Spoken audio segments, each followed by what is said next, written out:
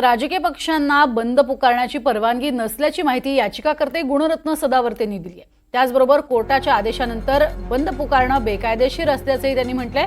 दरम्यान त्यांनी शरद पवारांवर जोरदार टीकाही केली। शरद पवारांना कोर्टापुढे जाता आलं नाही, कोणीही संविधानापेक्षा स्वतःला मोठं समजू नये असंही सदावर्ते म्हणाले।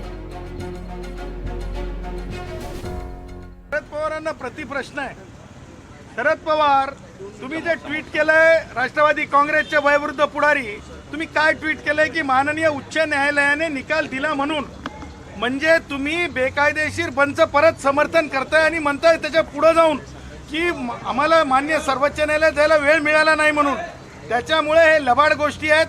हे माननीय म्हणजे सर्वोच्च न्यायालयाचे निर्देश आणि भारतीय संविधानाची शक्ती आहे। आज शरद पवारांना त्याच्या पुढे जाता आलं नाही।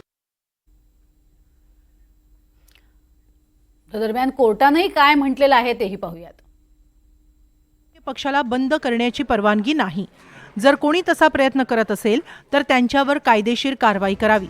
बंदमुळे जनजीवन विस्कळीत होईल, सर्वसामान्य जनतेला त्रास होईल। सार्वजनिक मालमत्तेचं नुकसान करणाऱ्या लोकांवर प्रतिबंधात्मक पावलं उचलली पाहिजेत। सार्वजनिक मालमत्तेचं नुकसान करण्याचा अधिकार कोणालाही नाही। कायदा व सुव्यवस्था राखण्याची जबाबदारी सरकारने उचलावी असे आदेश हायकोर्टाने दिले। आणि या संदर्भात अक्षय कुडकेलवार आमचे प्रतिनिधी आपल्या सोबत आहेत। अक्षय, एकीकडे आपण बघतोय हायकोर्टानं दिलेल्या निर्देशांनुसार बंद मागे घेण्यात येतोय, मात्र काय स्वरूपाची तयारी जी आहे ती सगळ्या पक्षांनी किंवा खास करून महाविकास आघाडीने केलेली पाहायला मिळते।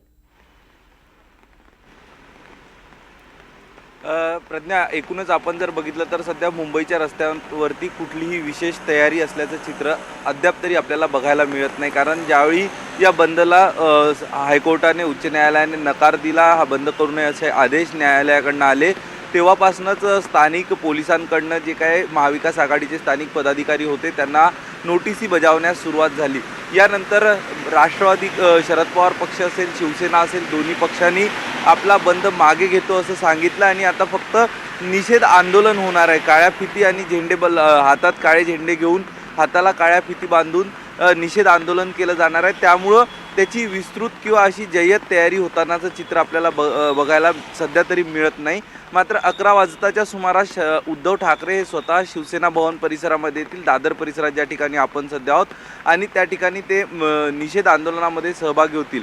एकूणच आपण जर बघितलं तर बंदला उच्च न्यायालयाने नकार दिल्यानंतर आता या निषेध आंदोलन कितपत महाविकास आघाडीच्या माध्यमातून यशस्वी होतं हा एक महत्त्वाचा प्रश्न आहे। सातत्यानं महाविकास आघाडीच्या माध्यमातून हे जनतेचं आंदोलन आहे आणि जनतेच्या आंदोलनाला आम्ही पाठिंबा देतो असं सांगितलं जात होतं।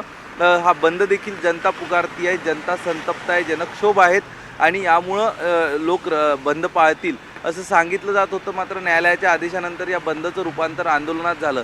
त्यामुळे राजकीय पक्षांच्या कार्यकर्त्यांसह, महाविकास आघाडीतील राजकीय पक्षांच्या कार्यकर्त्यांसह सर्वसामान्य जनता आजच्या या निषेध आंदोलनाला कितपत पाठिंबा देतं हे अवघ्या काही तासात आता स्पष्ट होणार आहे। प्रज्ञा, नक्कीच, तुर्तास धन्यवाद या संपूर्ण माहितीसाठी अक्षय।